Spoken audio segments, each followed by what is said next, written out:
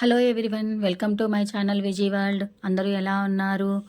ఈరోజు మన వీడియోలో అస్సలు చేదు లేకుండా కమ్మగా ఉండే కాకరకాయ మసాలా కూర ఎలా తయారు చేసుకోవాలో చూపిస్తాను, చూసేయండి.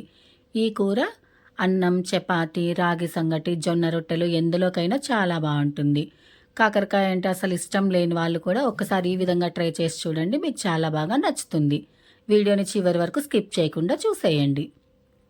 ఇప్పుడు కూర కోసం ఉల్లిపాయలు, టమాటాలు సన్నగా పొడవుగా కట్ చేసుకోవాలి. కాకరకాయలు పైన ఉన్న చెక్కు తీసేసి ఇలా చక్రాల్లాగా కట్ చేసుకోవాలి. గింజలు ఇష్టం ఉన్న వాళ్ళైతే అలాగే ఉంచుకోవచ్చు. పెద్ద నిమ్మకాయ సైజ్ అంతా చింతపండు నానబెట్టుకోవాలి. ఇప్పుడు స్టవ్ మీద కడాయి పెట్టుకొని ఒక 4 స్పూన్ల వరకు ఆయిల్ వేసుకోవాలి. ఈ కూరకు ఆయిల్ కొంచెం ఎక్కువే పడుతుంది.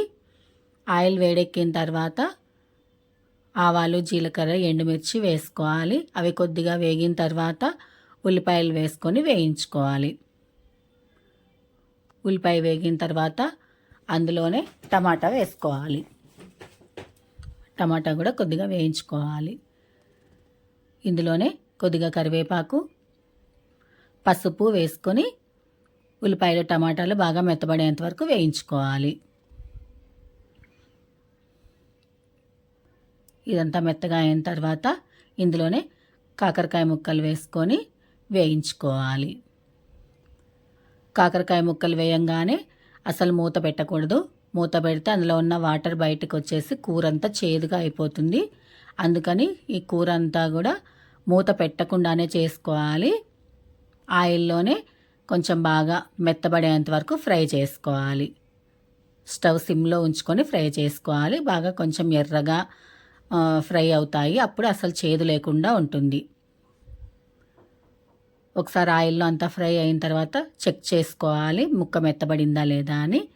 ఆ తర్వాత అందులో ఇందాక మనం నానబెట్టుకున్న చింతపండుని గుజ్జు తీసుకొని కాకరకాయ ముక్కల్లో వేసేసుకోవాలి. ఆ తర్వాత అందులోనే కూరకు సరిపడినంత ఉప్పు, 1 స్పూన్ బెల్లం వేసుకొని బాగా కలుపుకోవాలి. ఇప్పుడు మసాలా కోసం పౌడర్ ప్రిపేర్ చేసుకోవాలి. దానికోసం ఎండు కొబ్బరి, కారం, ధనియాల పొడి, వెల్లుల్లి వేసి ఇలా మెత్తగా పౌడర్ లాగా చేసుకోవాలి. ఇప్పుడు కాకరకాయ ముక్కలన్నీ ఇలా చింతపండు పులుసులో బాగా మెత్తగా ఉడికిపోవాలి. గుజ్జంతా దగ్గరకు వచ్చేసరికి ముక్క కూడా మెత్తబడుతుంది. ఒకసారి మెత్తబడిందా లేదా అనేది చెక్ చేసుకోవాలి.